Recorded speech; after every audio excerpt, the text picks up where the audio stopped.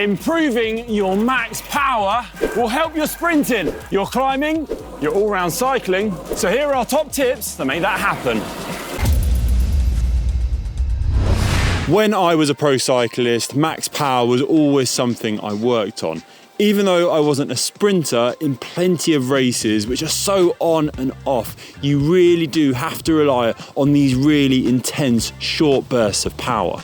Improving your max power for cycling involves a number of key aspects, namely proper bike fit, good nutrition and training, and also adequate recovery. And there are certain things in this respect that you really need to pay attention to improve it. So let's kick things off with HIIT training, which stands for high intensity interval training. So you can sprint high intensity intervals, I think, into two different categories. You've got your all-out sprint intervals, and then you've got something that looks a bit like your Tabata intervals, or what I would like to call on-off intervals. So basically all this type of training is either really, really intense or really easy. So personally, when you're talking about sprint intervals, this for me is something where you have a really long period of recovery after each sprint. And to be honest, I think it's something that you can throw into pretty much any ride you're doing, aside from a really easy recovery ride. So it's anything between 10 and 30 seconds max sprint, either in the saddle or out of the saddle, and just intersperse this throughout your whole ride. Now, contrast that to something like Tabata or on-off intervals.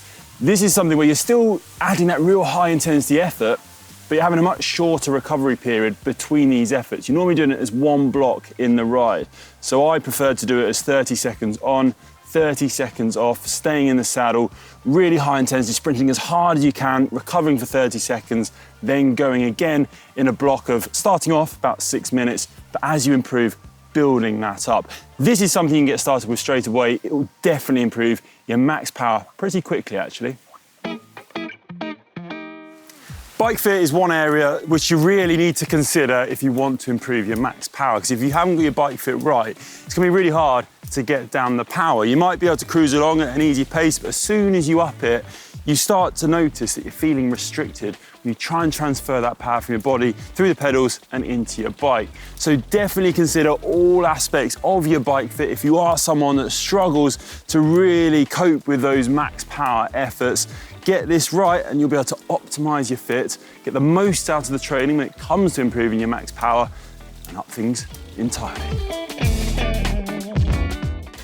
I think when it comes to improving your max power, using a power meter can definitely help, because it's so easy to kind of get drawn and just go as hard as you can and not actually knowing what you managed in that effort. And I definitely use the power meter a lot when it came to trying to improve my own sprints. It's something mostly that I use for longer sprints, longer seated 30-second efforts, when it can be quite easy to just back off and not hit those numbers. And I'd use my head unit to look at my power and make sure I was hitting the number that I was aiming to hit, and then try and hold it instead of taking the easy option and not going quite as hard. But aside from that, it's also a case of looking back at your data from your power meter after your ride, seeing what numbers you managed, seeing how those personal bests are improving, and then thinking about how you can adapt your training to improve that further.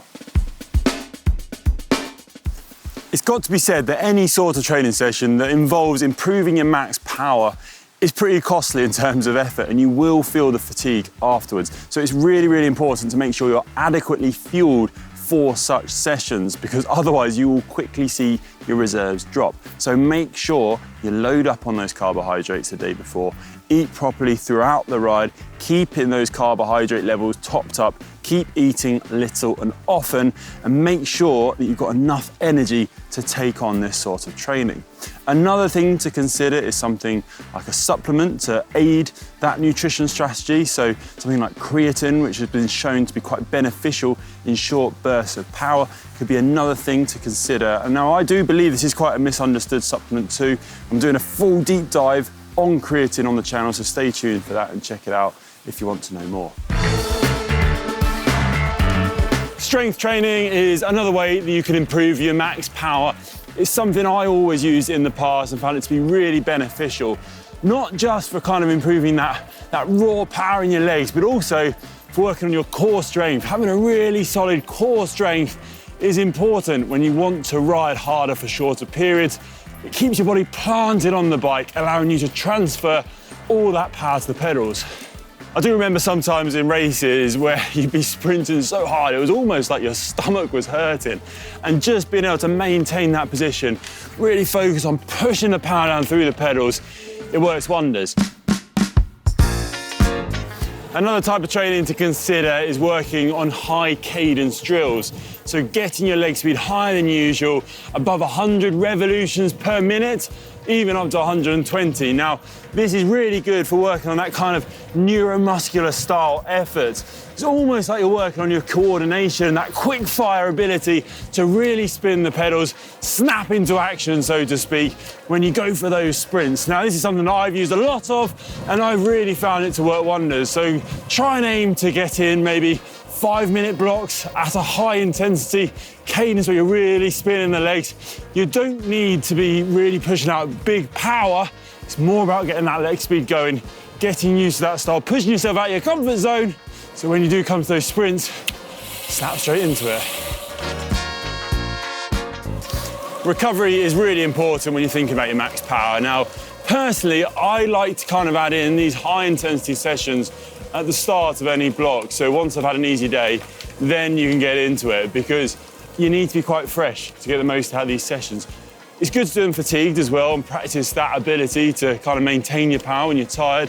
But if you really want to get the most out of yourself and really push yourself harder than you have before, then I'd say to try and do this when you're recovered, when you're fresh, and when your legs kind of raring to go, so to speak. Like with any sort of training, you want to make sure that you can do this on a regular basis around your recovery, of course, and make sure you can consistently start to improve your max power and ramp things up as well. So get more of it in and also improve your ability to hit those higher numbers and higher power outputs. But let me know in the comment section down below how you like to improve your max power, and if you have tried this in before, why you wanted to do it. Is it because you've been trying racing, or maybe just from the fact that you want to improve your sprint and you want to be able to improve on those higher intensity values? I hope you found this video useful. If you did, please give it a big thumbs up. Thanks for watching, and we'll see you on the next one.